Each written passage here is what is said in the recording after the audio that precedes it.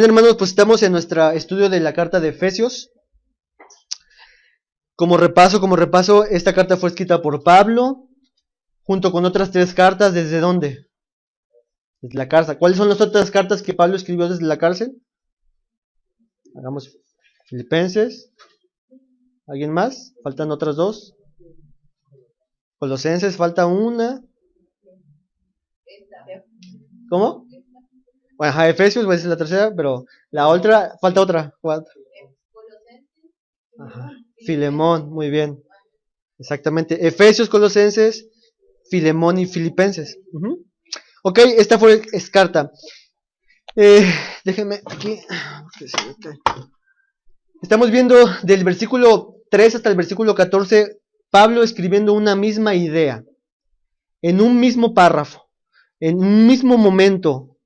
Todo lo que vemos desde el 3 hasta el 14, nosotros hemos como subtitulado el plan glorioso de Dios de salvación. Ya hemos estudiado lo que el Padre, una persona de la divinidad, ha hecho en esta salvación. Y lo hemos puesto en la eternidad pasada. Antes de la creación del mundo, el Padre hizo algo. Después, cuando Dios creó el mundo, el Hijo hace algo en este plan glorioso de salvación. Y la próxima semana veremos y concluiremos lo que el Espíritu Santo hizo en este plan de salvación. Hoy terminaremos lo que Jesús hizo en este plan de salvación. Algunas preguntas de repaso de lo que vimos la semana pasada.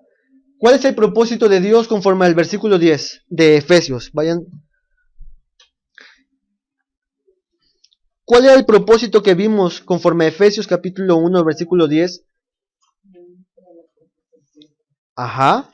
Reunir todas las cosas en Cristo. Es hacer Cristo el Señor, una cabeza, ¿se acuerdan? Que esa palabra significa que es una cabeza y todo está reunido hacia Él. Toda la creación está reunida a Él, sometida a Él. Jesús es el Señor y Salvador de personas, pero también el Señor y juez de otras personas. Ese es el propósito de Dios, es el plan de Dios.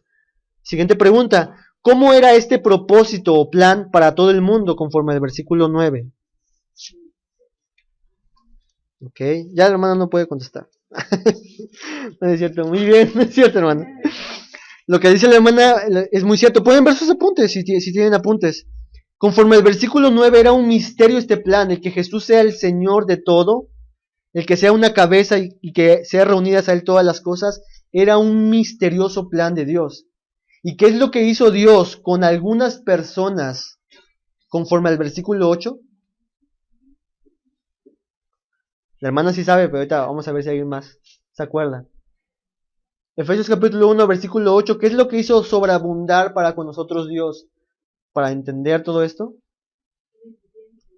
Nos dio sabiduría e inteligencia para entender este misterio, para entender lo que Cristo es, para entender que Jesús es Salvador, que es el Señor. Y nos derramó sobreabundantemente esto. ¿Y para qué? Bueno, ya lo acabo de decir. Para entender este plan. Esto es lo que vimos la semana pasada. ¿Sí? ¿Alguna pregunta de lo que vimos la semana pasada o algo que quieran decir? ¿No? Ahí vamos. Ok, hoy vamos a ver los siguientes versículos, versículo 11 y versículo 12 de Efesios capítulo 1. Vayan a sus Biblias y vamos a leerlo. ¿Alguien pudiera leerlo en voz alta, esos 2 versículos? En él asimismo tuvimos herencia, habiendo sido predestinados conforme al propósito de que hace todas las cosas según el de su plan, a fin de que seamos para la alabanza de su gloria, nosotros los que primeramente esperamos. Ese es el texto que vamos a estudiar el día de hoy. Vamos a ver algunas partes, parte por parte, algunas secciones que yo he dividido. Y la primera que vamos a ver es esta. En él asimismo tuvimos herencia.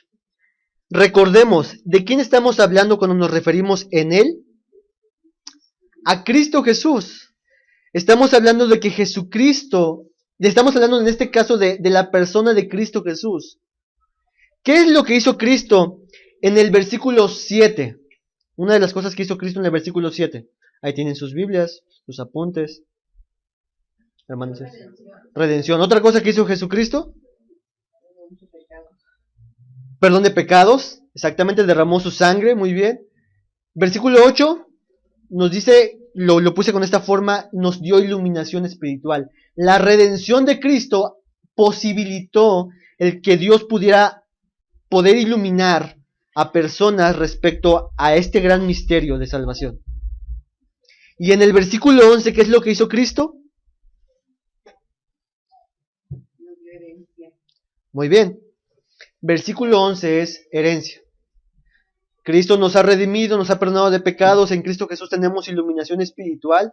Obviamente es el Espíritu Santo quien nos ilumina, pero es gracias a la redención. Y en el versículo que hoy estamos viendo, vamos a enfocarnos hoy en la palabra herencia. ¿Qué significa asimismo tuvimos herencia? Cuando hablamos de la palabra herencia, hermanos, en la Biblia es un tema abrumador. Es un tema grande, impresionante en toda la Biblia, desde Génesis hasta Apocalipsis. Cuando hablamos de la palabra herencia y de sus derivados, de herederos, de familia, porque si hablamos de herencia, hablamos de una familia, hablamos de muchas cosas en la Biblia. Y nos tomaría mucho escudriñar verdaderamente esta palabra. Hoy solamente vamos a ver algunas cositas.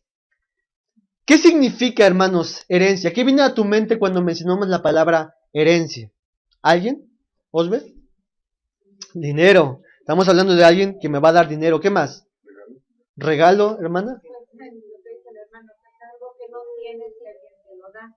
Que me da por herencia, ¿no? ¿Qué es lo que debería suceder con esa persona que me lo va a dar por herencia? Conforme a la ley. Bueno, que yo sepa, debe de morir el padre, por ejemplo, ¿no? Para que se le pueda heredar todo lo que ya he dicho. Entonces tenemos todas estas ideas en nuestra mente, un regalo, dinero, algo que se nos va a dar. Todas esas cosas tenemos en nuestra mente. Y hoy quiero, hermanos, tratar de explicarles algunas de las cosas que la Biblia menciona respecto a esta palabra. Y lo primero que tenemos que ver, y que quiero traer en este momento, es el significado de esta palabra en nuestro texto.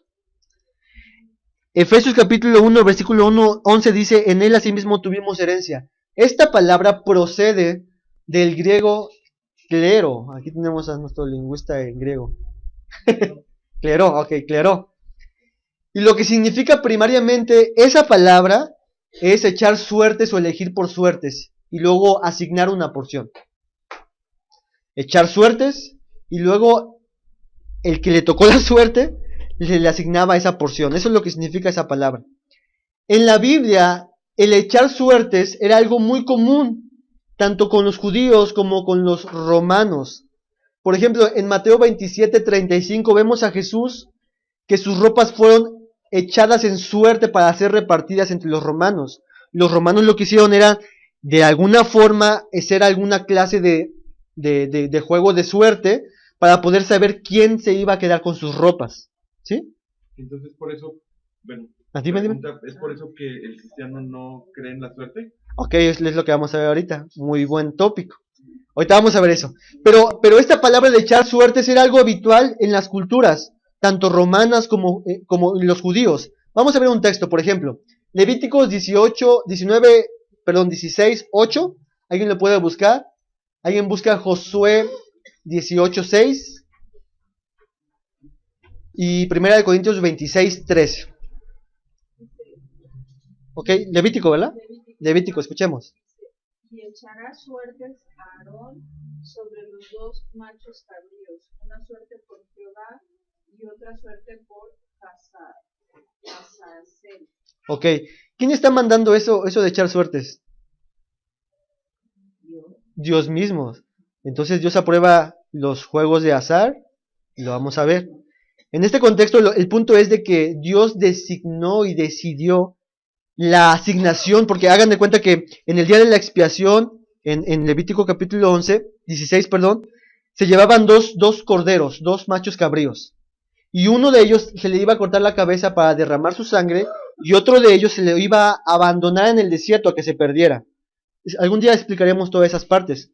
Pero la designación de estas dos cosas era a través de suertes. Algunos dicen que los sacerdotes llevaban dos piedras que se llamaba Urim y Tumim, y con esas dos piedras conocían ellos la voluntad de Dios a través de suertes. Ajá. No nos perdamos. El punto es de que esto era una cosa habitual en aquel tiempo. Josué 18:6, adelante. ¿Quién tiene Josué 18:6? Ajá, adelante. planeare la tierra en 7 partes, y me traeré la descripción aquí, y yo os echaré suertes aquí delante de Jehová nuestro Dios. Ok, lo mismo está ahí para la asignación de la tierra prometida y la repartición de la tierra prometida. ¿Qué es lo que hizo el pueblo para asignarla? Echaron suertes. Ok, otro ejemplo más, 1 Corintios 26:13, ¿qué dice? Crónicas. Echaron suertes el pequeño con el grande según sus casas paternas para cada puerto. Esta echaban suerte se refiere a la asignación del servicio de los levitas en el templo. Lo que tenían que hacer, lo hicieron a través de suertes. Vemos entonces que esta palabra o estas implicaciones de echar suerte se hacía para poder asignar una porción, para poder asignar una tarea específica, y lo hacían por suertes. Lo vemos en Mateo que los romanos hacían. La pregunta de Noé. Entonces, a través de estos textos, si ellos echaban suertes para tomar decisiones, nosotros como creyentes estamos llamados a la profecía del Team Marín de Dopingüe. ¿Por qué sí, por qué no? ¿Qué dicen ustedes? Yo digo que no. Sí, para tomar decisiones es o el típico de, Dios, ¿cuál será tu voluntad? Y a ver, ¿cuál? Aquí. Ok. Sí quedó. Eso es echar suertes también. Yo digo que no, porque desde que lo crucificaron, pues estaban jugando dados, ¿no? Ajá. Es una suerte. Pero los judíos lo hacían. Ajá, pero me refiero, digo, bueno, yo lo veo así Ajá. como porque estaban jugando en las ropas de Cristo cuando estaba crucificado. Para mí, Ok, lo que tú medio trato de entender es de que, ya que la suerte fue usada para algo malévolo como lo de la cruz, por lo tanto no se debe hacer, es lo que entiendo. Ok. Ajá. Pero es que hay otra parte también, no recuerdo en qué parte de la Biblia dice que se echa suerte, pero quien decide es Dios. Claro. Entonces no Esa. es bueno. O sea, Entonces yo puedo decir, bueno, voy a abrir la Biblia y donde caiga, eso es lo que voy a hacer, pero lo que caiga ahí es lo que Dios decidió. No, ok. No, yo creo que aquí definitivamente no hay ninguna contraposición, no hay incluso ninguna desviación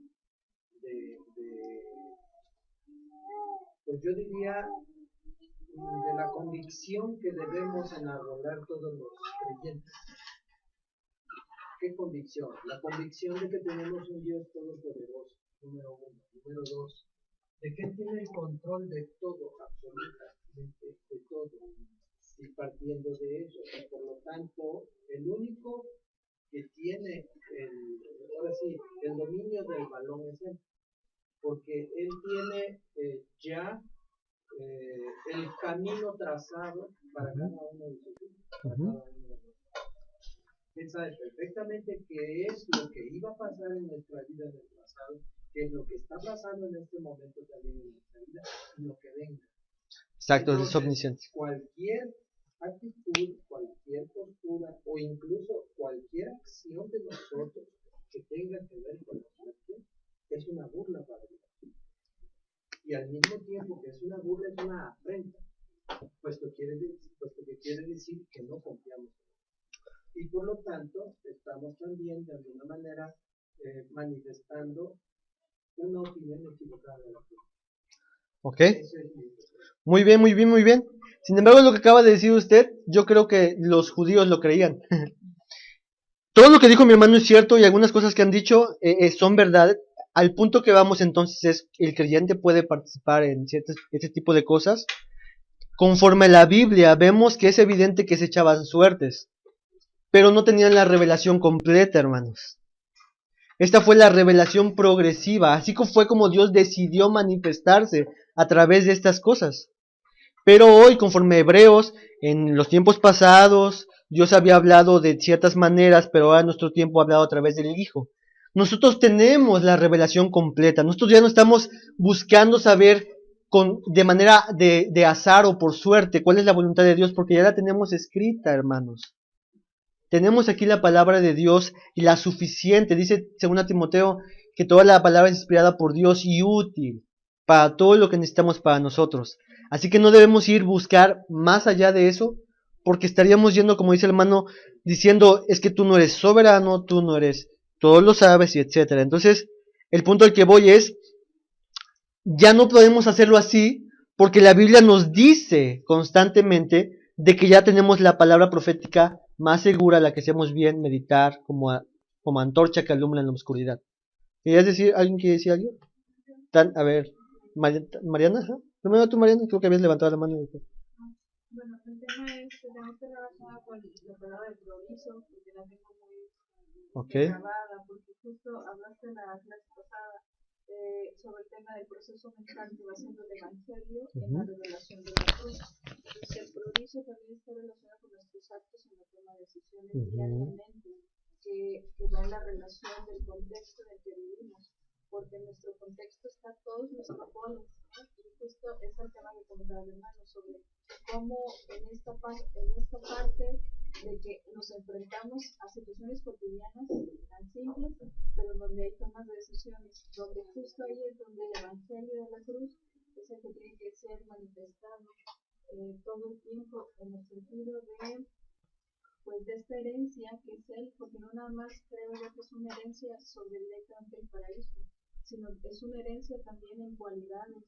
en su personalidad que él nos hereda, ¿no? Todo este tema de ser hijos, la verdad es que es un cambio impresionante, porque tiene que cambiar tu condición de verdad y de la mentira, por ejemplo, tu percepción de tu cultura, tu percepción de tus ideologías que ahorita están en boga, tu percepción de tu situación económica, que también es algo con lo que lidiamos hoy en día, pero todo eso cómo lo lleva en control Dios a través de este esquema donde dice que siempre todas las cosas nos van a llevar a bien. Es una convicción que tenemos que ir abrazando y apropiándonos todo el tiempo de esas verdades. Ok, de hecho es mucho de lo que vamos a hablar el día de hoy. Muy bien, Mariana.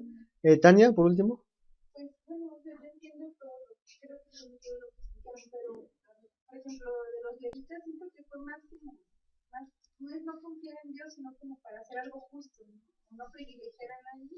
Eso es como, podemos hacer sorteos, no sé, en algo muy sencillo. Tengo, inventarme 5 alumnos y voy a asignarle que alguien limpie algo cada día. Entonces, para no dar favoritismo, pues hago papelitos. Claro. O sea, no podemos caer en eso. Sí, exactamente. No estamos hablando de suerte como lo que decía Tania. No podemos poner en duda a Dios. Exacto. Cuando hacemos nuestra rifa con papelitos, estamos ofendiendo a Dios por hacer algo de azar en ese momento. El punto es de que si nuestra vida está como una fuente cayendo constantemente a yo vivo de acuerdo a la suerte, estamos yendo contra la Biblia. Yo vivo conforme a las verdades de la Biblia. Por ejemplo, eso de la tómbola, de la rifa, todas esas cosas, lo que pudiéramos hacer aquí, en realidad no tiene sentido porque no es algo que afecte nuestras vidas en sí mismo, que nos afecte nuestra identidad. Nosotros lo hemos hecho, no estamos ofendiendo a Dios. Como lo que hicimos el día del fin de año la vez pasada. No quería tocar tanto este punto porque sí es hablar un poquito más y bueno, vamos a después tocarlo. El punto es de que esta palabra proviene de eso, lo que decía Tania, es no querer darle a alguien de manera predispuesta, de yo te voy a dar esto porque tú eres mi amigo, sino que lo está haciendo como por suerte. No estoy predispuesto, sino que lo estoy entregando porque no veo nada en ti bueno, sino simplemente lo hago por hacerlo. Tengan eso en mente. Ahora, esta palabra solamente se usa en este texto que estamos nosotros viendo. Voy a irme un poquito más rápido porque ya estamos sobre el tiempo.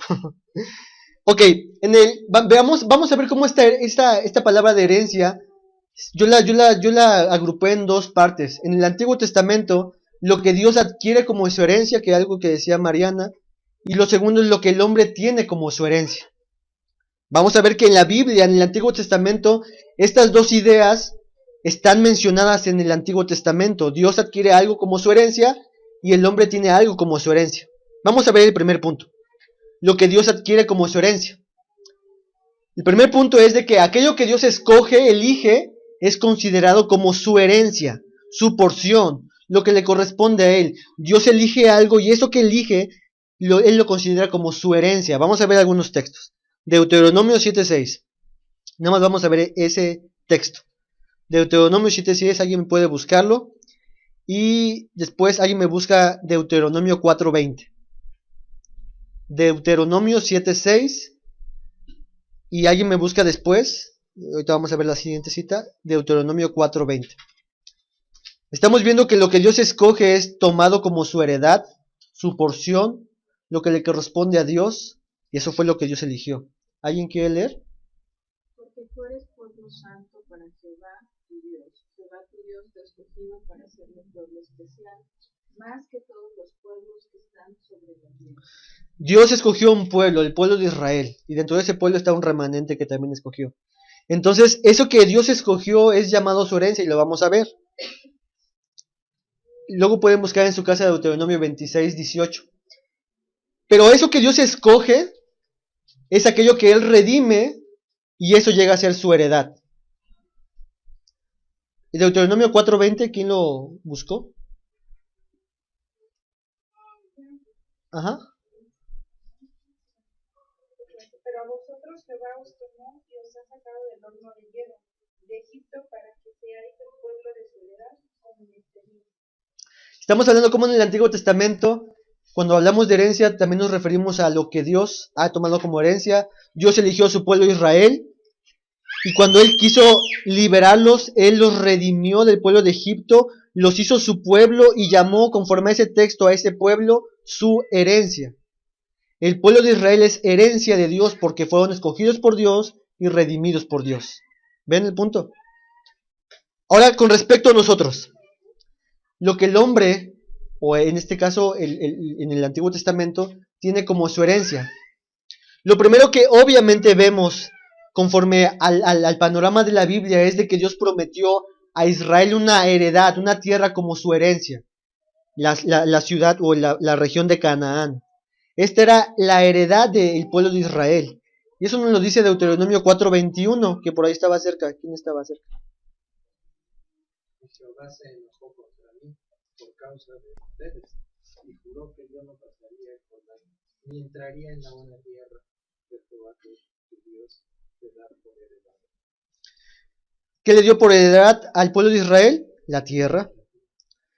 Voy a pasarme un poquito más rápido. También en la Biblia vemos que los hijos, conforme a Salmo 127:3 dice, he aquí, herencia de Jehová son los hijos, cosa de estima, de fruto del vientre. Los hijos son herencia también para el hombre. Pero también, Números 18:20, que si me gustaría que sí lo buscaran ese, menciona acerca de una tribu de Israel, los levitas. Y este pueblo no se le fue asignada ninguna tierra.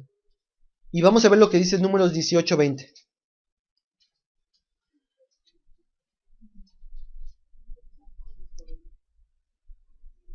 Y Jehová dijo a Aarón, de la tierra de ellos no tendrás heredad, ni entre ellos tendrás parte. Yo soy tu parte y tu heredad en medio de los hijos de Israel. Dios le dice a los descendientes de Aarón, los levitas, ustedes no van a ser repartidos una tierra específica en Canaán, porque yo soy su heredad, yo soy su herencia. ¿Quién? Jehová. Entonces lo que el hombre recibe como herencia, al menos podemos mencionar tres cosas, era una tierra prometida, era algo como en comunidad, y era Dios mismo, lo que decía Mariana. Eso es en el Antiguo Testamento, pero ahora en el Nuevo Testamento esto se amplía muchísimo más y se aplica a Cristo Jesús y sus redimidos. Vamos a ver, Cristo y su herencia. Cristo es llamado el heredero de todo. Hebreos 1:2. Para que vean que ahí está.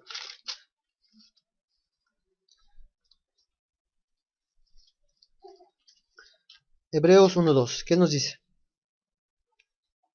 En estos postreros días nos ha hablado por Hijo, a quien constituyó heredero de todo, y por quien asimismo hizo herederos. Dios constituyó heredero a Cristo Jesús de todo. Dios le ha otorgado, el Padre le ha otorgado a Cristo una herencia, y la herencia de Cristo es todo. ¿Se acuerdan lo que vimos la semana pasada? De que Jesús es llamado una cabeza y todo está reunido a Él. Bueno, toda la creación del Padre es herencia de Cristo. Todo es suyo, es su porción, es lo que le toca. Y Dios lo ha hecho heredero de todas las cosas, absolutamente de todas. Pero también Dios le entregó a Cristo Jesús a los que Él eligió y se los dio como su herencia. Vayan conmigo a Juan 17, vamos a ver algunos textos en Juan capítulo 17. Juan capítulo 17. Esta es la oración de Cristo, la última de sus oraciones con sus discípulos, con ellos. Juan 17, ¿lo tienen todos ahí? Porque le voy a leer algunos versículos. Miren cómo hay esta relación de tuyos son, Padre, y me los has dado. Miren, por ejemplo, el versículo 2 dice, y los leo: como le has dado potestad sobre toda carne para que dé vida eterna a todos los que le diste. El Padre le entregó a Jesucristo los que él escogió. Versículo 6 dice: he manifestado tu nombre a los hombres que del mundo me diste. Tuyos eran y me los diste. Versículo 9 dice: yo ruego por ellos, no ruego por todo el mundo, sino por los que me diste, porque tuyos son. Y versículo 24 dice: Padre, aquellos que me has dado, quiero que donde yo estoy, también ellos estén conmigo. ¿Ven esa relación de que el Dios escogió a personas y que se las ha entregado a Cristo Jesús como su herencia? Y algo más, conforme a Efesios, aquellos que Dios le ha entregado a Cristo Jesús, esas personas llegan a ser su cuerpo, su templo, su esposa. Son suyos, es su herencia, es lo que Cristo ha ganado en cierta forma. Es lo que Dios le ha dado como recompensa por su sacrificio, por su muerte, por su expiación. Eso es lo que dice Salmo capítulo 2. Pídeme y te daré a las naciones por herencia. Y Cristo le dio: Padre, lo que tú tienes, que sea mío. Y el Padre se lo entregó como su herencia. Ok.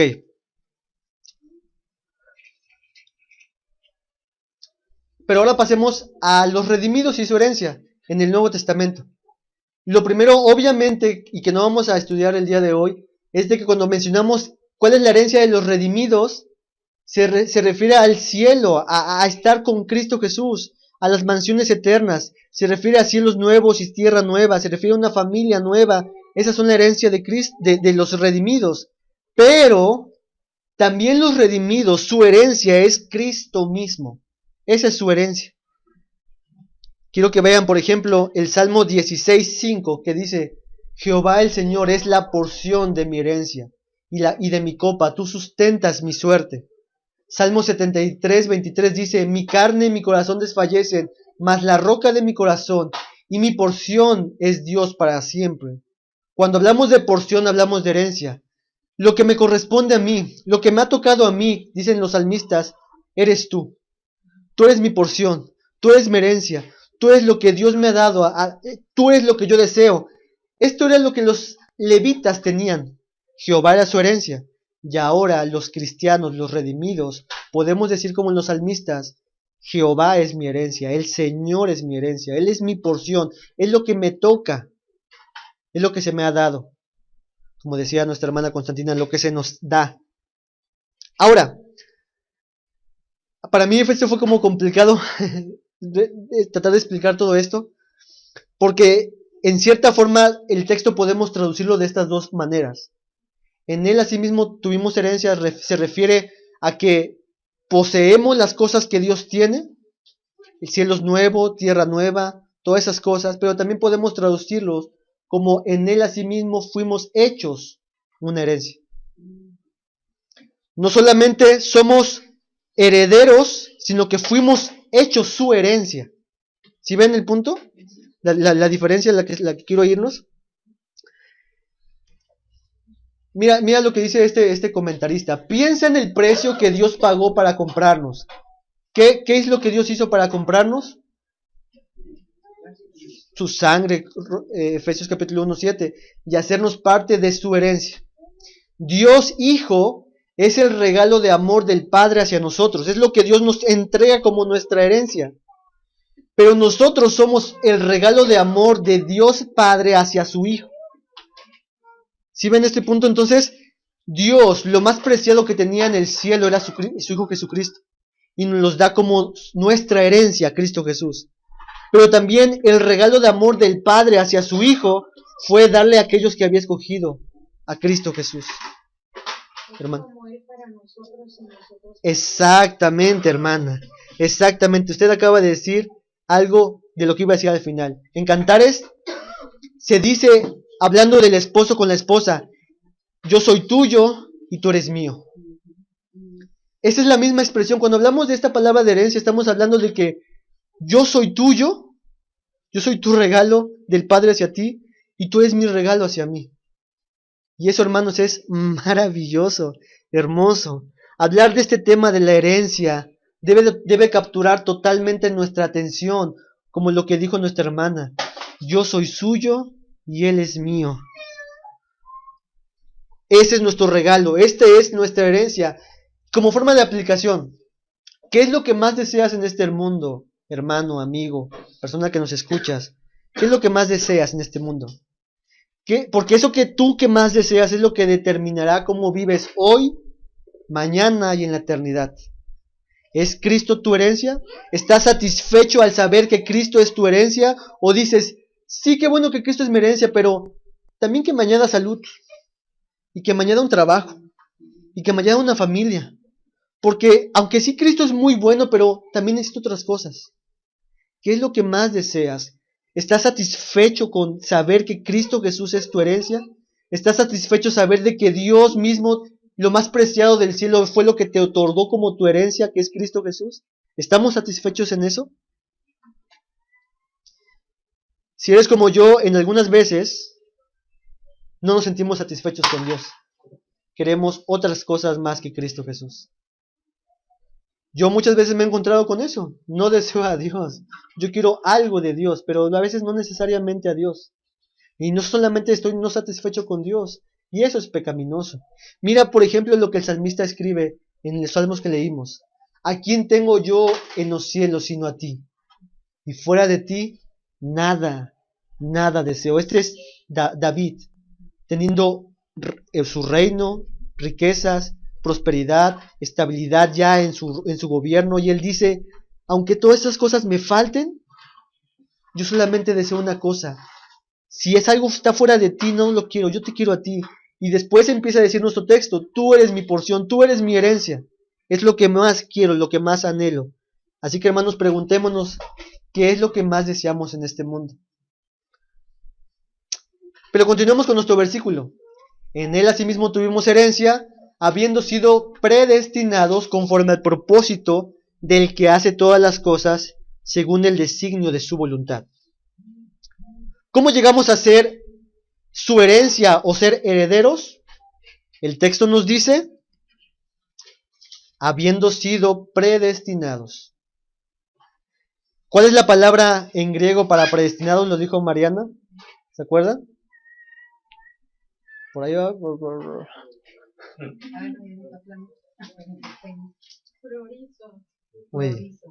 Prorizo. Esta es la misma palabra que encontramos en Efesios capítulo 1, versículo 5, me parece. Esa es la misma palabrita que encontramos ahí, prorizo. Y esta palabra tiene muchas implicaciones y la explicamos más o menos en esa clase. Pablo lo que está diciendo que, ¿qué significa la palabra predestinación y prorizo? ¿Qué significa?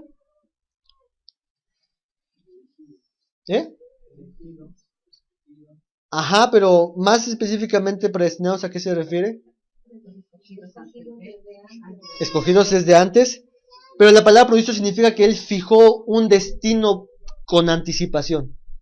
Dios dijo, tal es el propósito y el destino de esta persona, y eso es la predestinación. Les digo el predestino, los predestinos, ¿eh? Les fijo un destino previo. Entonces, hermanos, fíjese entonces. Bueno, ajá. Hay una idea muy interesante aquí, porque justo esa es la parte que condiciona al ser humano del camino verdadero, porque dice, no os engañéis, ¿no? O sea, no podemos estar como en la luz y las tinieblas, ¿no? Porque la verdad es como la luz. Y justo eso también está relacionado con el tema de cuando va a llamar a juicio, pero si no, en tu nombre hice, ajá. después dice, fuera de mí, ¿no? Bueno, que no son las personas, Ajá. que nunca lo conocieron. Entonces, es una situación muy profunda de misterio que tiene que ir siendo revelada para que no nos engañemos nosotros. Sí. Como que él, en esa línea que vamos caminando, él te va confirmando su verdad. Y que tú estás caminando en ese destino que él te había dicho. Exactamente. Y lo vamos a ver. Miren, fíjense cómo lo que dice este comentarista respecto a esto que decía Mariana. Pablo no está afirmando en este texto que los seres humanos no tengan libre albedrío. Es decir, si todo está predestinado, entonces significa que yo no hago nada por mí mismo. Claro que sí haces todo. Lo que el texto está diciendo, bueno, dice el comentarista, como indica Romanos 9, es decir, que Dios escogió, por ejemplo, al faraón para que él sea glorificado, y Dios no es del que corra ni del que no es del que quiera ni del que corre, sino del que Dios tiene misericordia. Dios escoge a vasos, todo eso es en Romanos 9. Dios puede usar incluso las decisiones humanas pecaminosas para cumplir sus propósitos. Lo vemos en Cristo Jesús. Si Jesucristo no hubiera llegado en el momento adecuado, en donde el pecado abundó para que Él fuera crucificado, no hubiera sido crucificado. Sin embargo, lo que el texto está diciendo, y lo que quiere decir, es que todo lo que Dios hace por los que están en Cristo, lo hace según un plan diseñado cuidadosamente para beneficiarlos. Todo lo que hace por sus hijos, lo hizo desde un inicio, en un plan elaborado precisamente para beneficiarlos, a estos elegidos, a sus hijos. Y esto que Dios destinó de manera anticipada, ¿qué fue conforme a nuestro texto? La herencia, el ser herederos de Dios y que Cristo sea nuestra herencia. Eso es lo que Dios hizo desde un principio y nos predestinó para que llegásemos a ese punto de ser su herencia.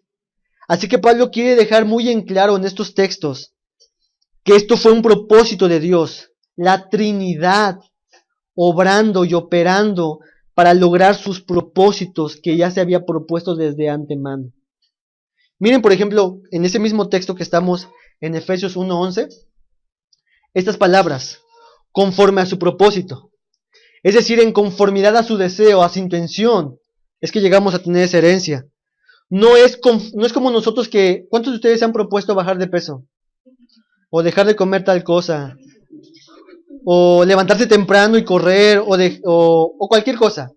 ¿Cuántos de ustedes lo han logrado de manera completa en toda su vida? ¿Pueden levantar la mano los que lo han logrado? Solamente eso.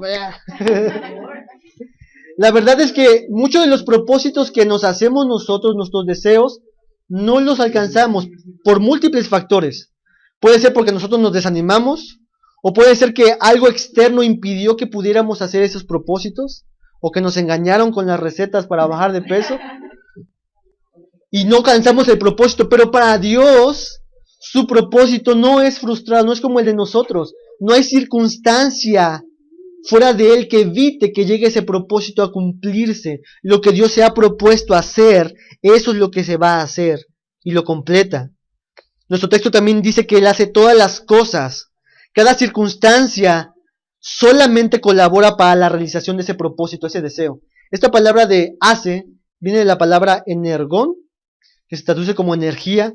Es como si Dios se pusiera los guantes y decía, vamos, yo dije que voy a hacer esto y lo voy a hacer. Y me pongo mis guantes y voy a hacerlo para que llegue a cumplirse mis propósitos, mis deseos. Y todas las cosas que están alrededor de sus elegidos, Dios las encamina para cumplir sus propósitos.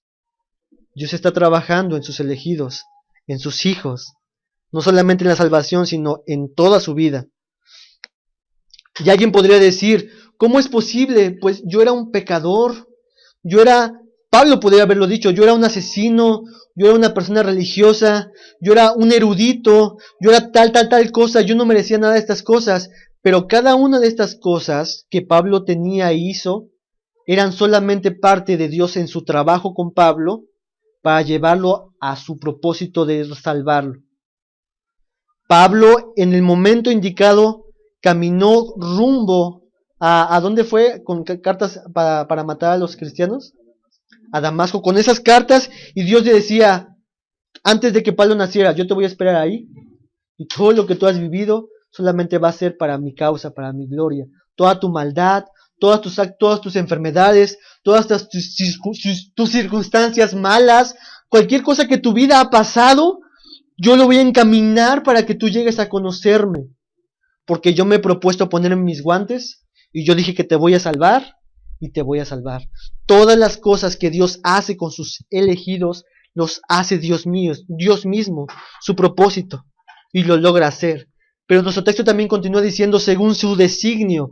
Esto es conforme a su deseo, conforme a su diseño. Cuando veas la palabra designio, se refiere a la palabra diseño. Dios hizo un diseño, se puso los guantes, ese fue su propósito, su deseo, y empezó a hacer todas las cosas necesarias para cumplirlo.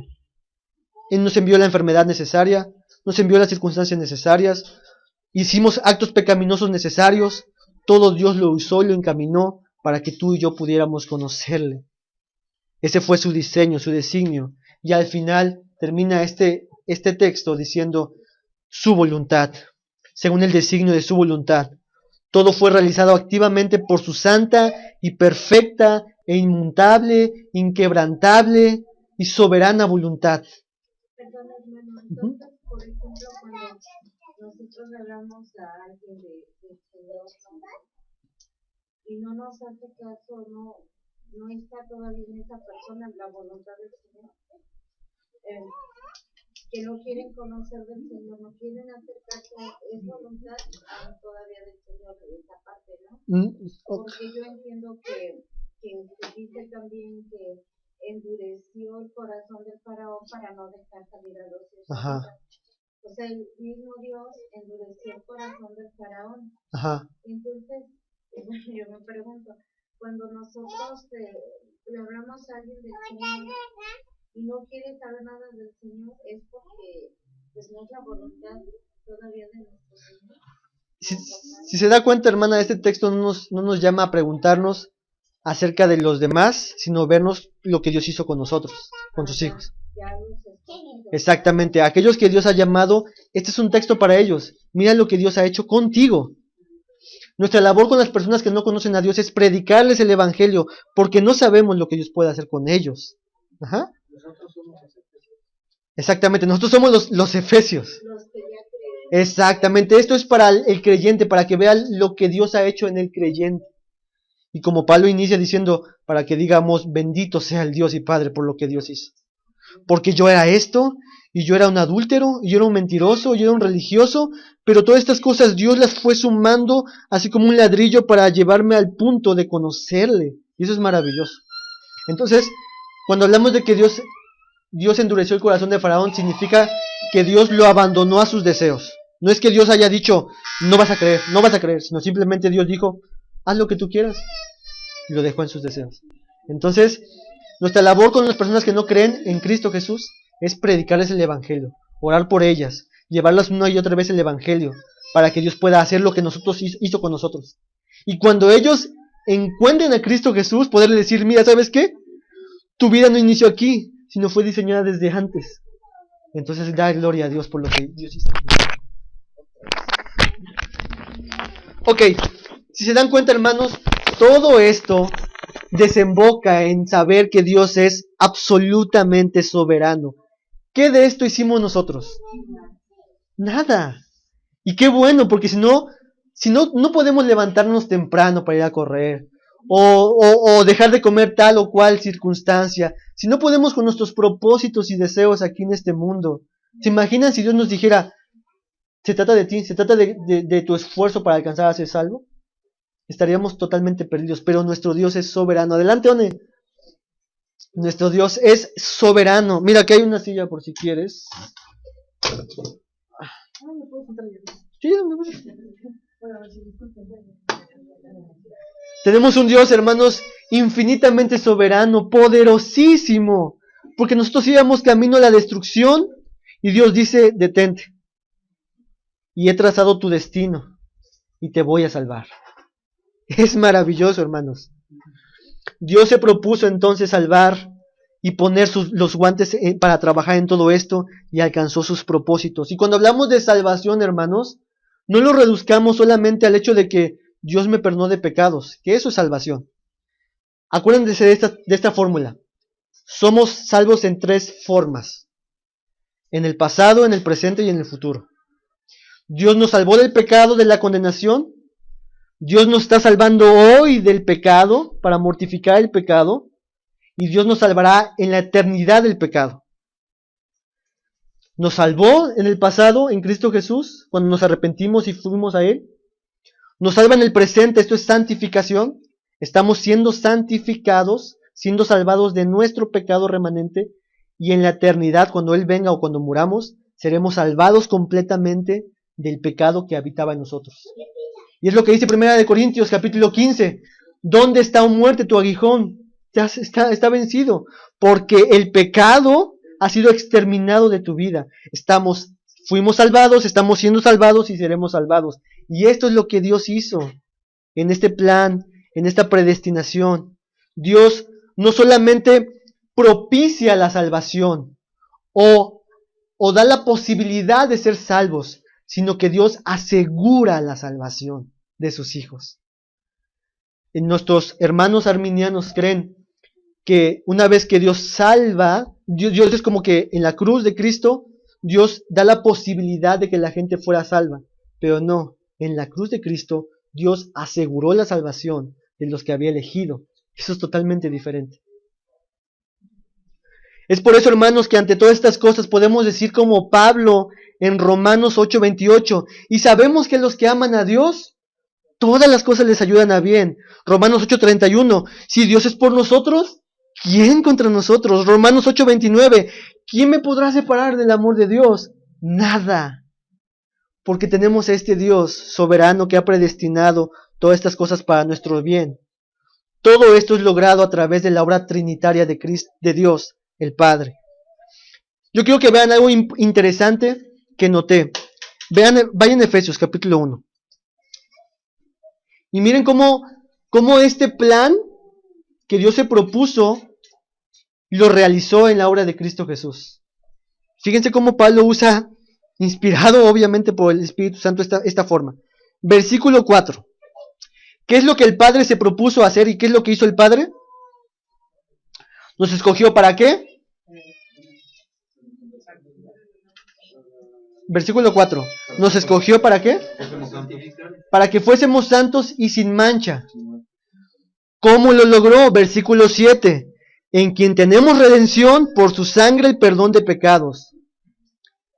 Dios quería que fuesen santos y sin mancha, y en la redención fuimos santos y sin mancha. ¿Ven esa relación que existe? Dios dice, el Padre, voy a hacer esto, y Cristo lo hizo. Miren, versículo 5. Versículo 5 dice, en amor, habiéndonos predestinado para ser adoptados hijos suyos. ¿Para qué nos predestinó conforme a ese versículo el Padre? Para ser hijos suyos. Y en el versículo 11, habiendo sido, en él asimismo tuvimos herencia. Hablamos de que Dios realizó el que nos adoptara como hijos y nos dio su herencia. ¿Sí ven esas relaciones en esos textos? Para mí fue muy padre ver esos textos.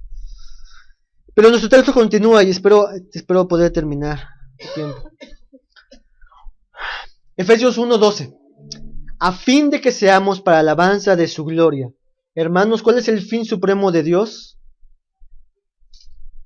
Él mismo. Lo vimos en el Salmo 23. El fin supremo de Dios es Él mismo. Es la alabanza de su gloria. Tú y yo no eras el mundo de Dios. No eras por lo que Dios se tronaba los dedos diciendo, es que yo los necesito. Tú y yo no éramos eso, no éramos el centro de Dios. El centro de Dios es Él mismo. Y todo lo que Dios hace es para alabanza de su gloria, para el despliegue de su poder, de sus perfecciones, de sus excelencias. Es Dios predicando en el cosmos entero que Él es digno, majestuoso y glorioso. Es Dios predicando a todo el mundo que Él es Dios y que Él es glorioso. Dios está siendo glorificado a sí mismo, llevando a pecadores a salvación. Dios está glorificando a sí mismo al llevar a pecadores como tú y como yo a salvación. Esta fórmula de a fin de que seamos para alabanza de su gloria es lo mismo que Pablo ya ha dicho en el versículo 6. Y forma parte de lo que Pablo está diciendo como demos gloria a Dios por lo que Él ha hecho. Bendito sea el Dios y Padre. Y Pablo de cierta forma como que hace una pausa y dice, wow, esto que Dios ha hecho es maravilloso, precioso, glorioso. Dios, te alabo, y no solamente te alabo, sino que tú eres digno de alabanza. Tú buscas tu propia alabanza, tú buscas tu propia honra, tu propio honor, y tú nos has hecho todas estas cosas por pura gracia. Hermanos, solamente somos trofeos de la gracia de Dios. ¿Y qué es un trofeo? Nada. Nada es. Sería ridículo que tú te ganaras un trofeo. Yo me acuerdo que hace tiempo mis primos ganaron un trofeo grande de fútbol. Y sería ridículo que si el trofeo hablara dijera, wow, yo soy impresionante. Miren qué grande estoy y brillante estoy. Miren qué reluciente yo estoy, diría el trofeo. Pero el trofeo en sí mismo no es nada. Sino el trofeo apunta a que mis primos ganaron el torneo. Apunta a que ellos vencieron. Apunta a que ellos son los triunfadores. El trofeo en sí mismo nada es, sino que apunta al triunfador, y el triunfador es Cristo Jesús. Y nosotros solamente somos trofeos, hermanos, que estamos diciendo, Él es el vencedor. Yo solamente soy alguien que está apuntando a que Cristo es el triunfador, es el vencedor. Él es el que me llevó a salvación. Él es el que me perdonó. Personas como nosotros, ponte a pensar en tu vida. ¿Asesinos de corazón? Sí. ¿Mentirosos? Sí. ¿Adúlteros de corazón? Sí. ¿Merecedores del infierno? Claro. Pero Dios, en su infinita bondad, decidió tomar esos objetos inútiles y hacerlos un hermoso trofeo. Pero ese trofeo nada es, sino que apunta a que Él venció y quiso todas las cosas. Eso es lo que Dios hizo en nosotros. Y esto es lo que debe de producir en nosotros, hermanos, al saber que Dios hizo esto por nosotros y que Él es el vencedor. Decir como Pablo, para mí el vivir es Cristo y el morir es ganancia. Hermanos, ese texto del vivir es Cristo es lo que te define a ti. ¿Vivimos en este mundo diciendo para mí el vivir es Cristo? ¿Ese es tu caso? ¿Ese es mi caso? Si también eres como yo en muchos casos, a veces vivimos para nosotros mismos. ¿Cómo entonces podemos hacer para vivir? Como dice Pablo, para mí el vivir es Cristo. ¿Qué es lo que tenemos que hacer? Tenemos que una y otra vez ir al frente de la cruz de Cristo y mirar lo que Dios ha hecho en Cristo Jesús. No podemos pasar más allá de la cruz de Cristo. Tenemos que estar siempre delante de la cruz de Cristo mirando y contemplando lo que Dios ha hecho, porque entonces podemos sacar fuerzas para decir, para mí el vivir es Cristo y el morir es ganancia. Para mí el vivir es aquel que dio su vida por mí para salvarme, siendo un pecador, siendo un egoísta, siendo un blasfemo, siendo un mentiroso. Para mí el vivir es Cristo. Hermanos, jamás pases más allá de la cruz de Cristo Jesús. Siempre estate contemplando lo que Dios ha hecho en Cristo Jesús, en Dios. Y escuchemos lo que Él dice, mirad a mí y sed salvos. Es lo que dice Cristo Jesús. Estamos a punto de terminar. Perdón. Me fui a la última parte. Ok, la última parte que tenemos en nuestro texto en el versículo 12 es nosotros los que primeramente esperábamos en Cristo. En nuestro texto, yo creo que ya no lo vamos a poder tocar más a profundidad, pero termina con esta expresión. Está diciendo Pablo que menciona que los primeros que experimentaron esta predestinación a esta herencia fueron los judíos, porque en el versículo que continúa va a decir acerca de los gentiles. Nosotros se refiere a los judíos. Nosotros los judíos, los que primeramente esperábamos en Cristo. ¿Quiénes esperaban en el Mesías primero? Los judíos.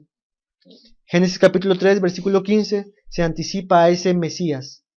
El Mesías que vendría de la simiente de David. Ese Mesías que era del mismo espíritu que Moisés. Esos son los Mesías que esperaban los judíos. Y Pablo está diciendo, nosotros esperábamos en Cristo Jesús. ese es el tema que también quería tocar. ¿Cómo fueron salvos las personas antes de Cristo? Me preguntaba eso Osbe aquí, la famosa Osbe. Me preguntaba eso Osbe, ¿cómo las personas del Antiguo Testamento fueron salvos? No lo vamos a poder mencionar mucho porque ya es algo tarde, pero traigan a su mente lo que Efesios capítulo 2, 8 y 9 dicen. Somos salvos por gracia, por medio de la fe. Así fueron salvos los judíos. Así fueron salvos los del Antiguo Testamento. Así fue salvo Adán, así fue salvo Moisés, así fue salvo Abraham. ¿Y cómo sabemos esto? Hebreos capítulo 11, Dios nos da la lista de aquellos hombres que vivieron por fe. Todo se traduce en fe. Ellos confiaban en Dios, confiaban en sus palabras, confiaban en sus promesas, confiaban en su persona, en su carácter. Por ejemplo, Noé. Noé, 100 años más o menos, pasó su vida predicando de que venía un diluvio. Se requiere fe para predicar algo que no había sucedido, que era el diluvio, la lluvia. Y Noé estaba construyendo el arca, estaba predicando, estaba creyéndole a Dios. Noé fue salvo por fe y lo demostró con sus obras. Fue salvo por gracia a través de la fe. Así fueron salvos todos en el Antiguo Testamento. Como dice un autor, mirando a Cristo hacia adelante y nosotros miramos a Cristo hacia atrás. En otro tiempo explicaremos todas esas partes. También entraría Job. Ajá. Creo que en el estudio que estaba leyendo, él directamente no se conoce si él pertenecía al grupo de los judíos, digamos, no como pueblo. O sea, pero bueno, de alguna manera fue un hombre que creyó y que tuvo esta fe, ¿no? A través de sus actos. Y es interesante el ejemplo que mencionas porque Job no era del pueblo judío, evidentemente. Job fue antes de Abraham, de hecho puede ser contemporáneo de Abraham. ¿Abraham era judío? No. Pero dice la Biblia que Abraham fue salvo. Entonces, ¿a quiénes primero salvó Dios? ¿A los judíos? No. Eso es otro tema, Eso es otro tema. Pero es interesante porque hay algunas cosas algunas personas que hacen mucho énfasis de que Dios tuvo un propósito con el pueblo de Israel, pero fue antes. Dios ha salvado siempre así a todo mundo, antes de ser judíos. Ajá, también. Ese tema, bueno, que para otro día, porque cuando empiezas a hablar con otras personas, y a mí también me causa, pues, duda, ¿no? Por ejemplo, tengo idea de cuántas millones de personas han existido desde los primeros hombres, en todas las épocas, en todos los continentes. Es una cantidad impresionante que no tenían ni una cercanía con, o sea, yo creo, pues no sé, o sea, la gente te dice, es que siempre bueno, no tienen la culpa porque no tenían el evangelio. En aquellos, hace 2800 o 3500 años, no sé, de la tribu de Australia, ¿no? Uh-huh. De las islas, Los aztecas, digamos. Ajá. Pues no tenían la culpa de no tener la bendición de nosotros. Y yo no, la verdad no he querido decir que yo quiero pensar que Dios, si quiso, lo salvó, ¿no? Pero pues no sé si es eso. Sí, si Dios quiere, puede salvar a quien sea, pero no a costas de su palabra, de su verdad. Ajá. Eso es otro tema, ¿no? Son varios temitas que están saliendo. Claro, a ese también punto. Es que Dios es injusto porque no les permitió conocerlo, pero nuestros valores, o sea, Dios nos ha supeditado a nuestros valores de justicia, porque estamos caídos. Exactamente. Como le hemos dicho, Dios no tiene la obligación de salvar a nadie. Dios quiso salvar a un pueblo, revelarse a un pueblo. Yo tampoco tenía la obligación de revelarse a todos con la misma luz.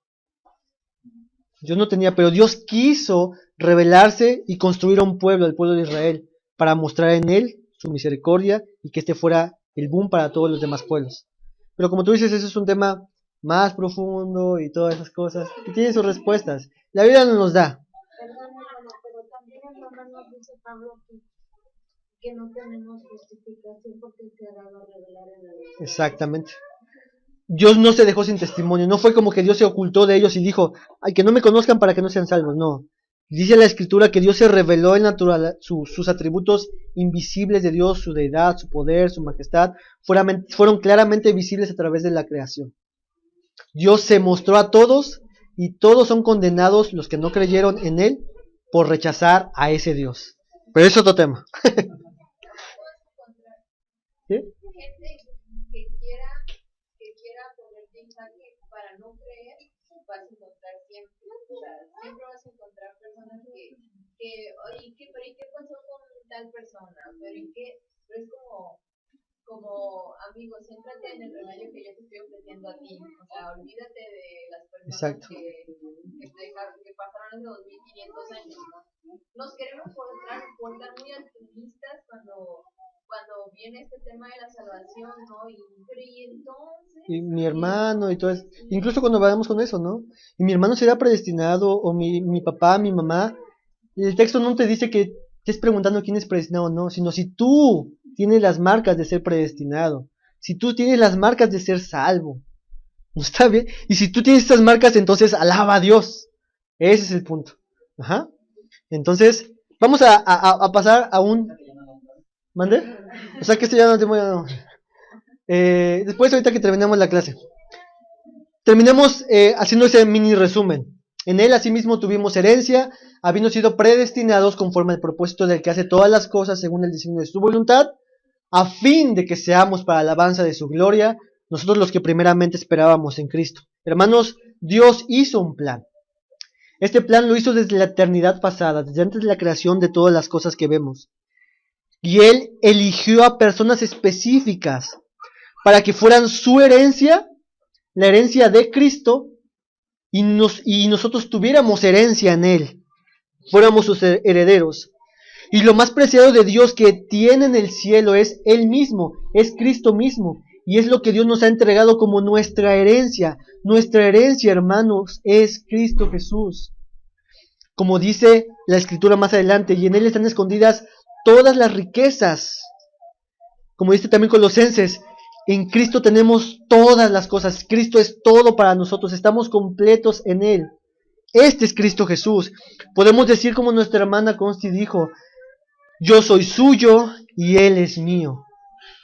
Todo esto fue parte de su deseo, su voluntad, y no por algo que haya visto en nosotros o que sabía de nosotros, sino fue simplemente porque decidió hacerlo por algunas personas específicas. Personas que no merecían ninguna clase de misericordia, sino que merecían la justicia de Dios, pero que Dios decidió darles gracia para que pudieran contemplar y ver la herencia que es Cristo Jesús. Somos trofeos de la gracia de Dios, y por la eternidad seremos un canto de la grandeza de Dios hacia Dios. Tú y yo seremos como una nota constante hacia Dios diciendo tú eres glorioso. Estando ya ahí, seremos un canto hacia Dios completamente, toda nuestra vida. Así que hermano, hermana, miremos lo maravilloso lo que Dios ha hecho por nosotros, lo que Dios nos ha dado en Cristo Jesús. Miremos esta herencia gloriosa y maravillosa, y cómo es que Dios nos hizo llegar a ese punto.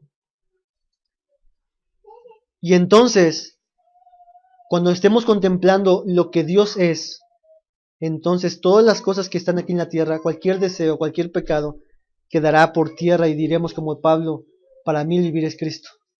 Y aunque en esta vida yo tenga enfermedad, yo tengo una herencia y ese es Cristo Jesús.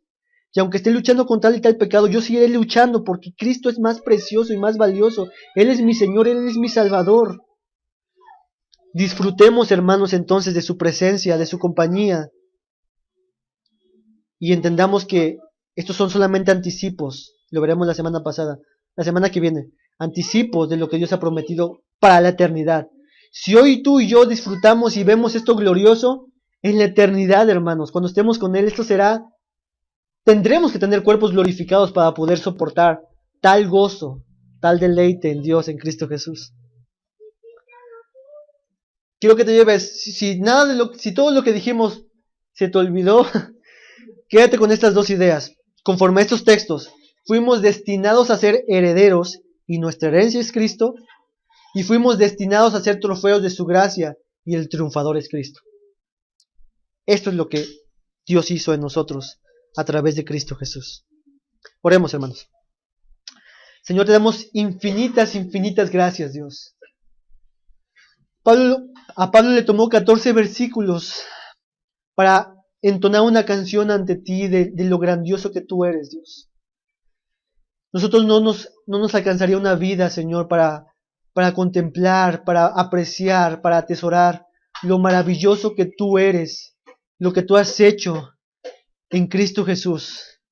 Siendo nosotros tan indignos de alguna misericordia tuya, merecedores de la condenación por nuestros pecados, Dios, tú has decidido que todas nuestras vidas pudieran sumarse para poder alcanzar la herencia, y la herencia es Cristo Jesús.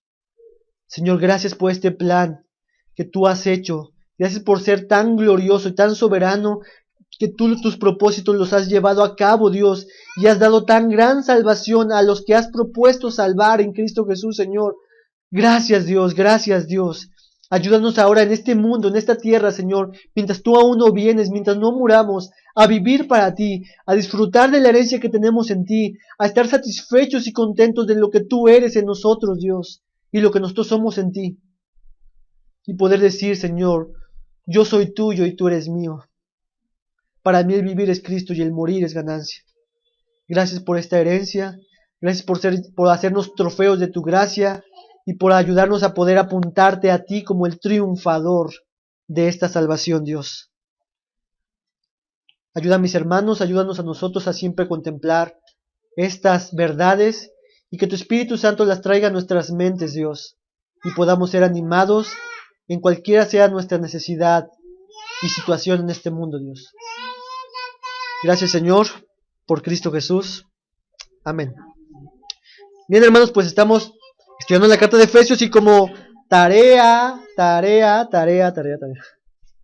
es seguir leyendo Efesios, y ahora hay otras palabras más que tienen que ver con herencia y que quiero que también las encuentren en todo Efesios.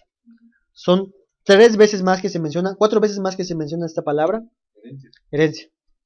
Entonces creo que son 13, aparte de la de Efesios 1:11.